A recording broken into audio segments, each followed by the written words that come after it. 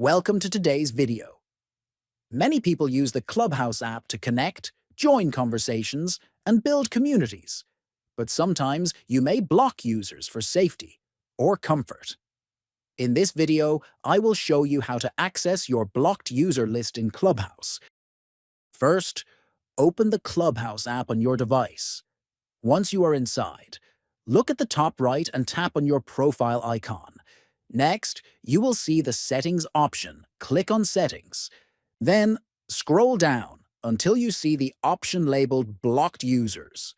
Tap on it, and you will see the complete list of accounts you have blocked in Clubhouse. Accessing your blocked user list in Clubhouse is simple once you know where to look. Following these steps helps you manage your account settings and maintain a safer online experience. Please subscribe to the channel, like the video, and share it with others.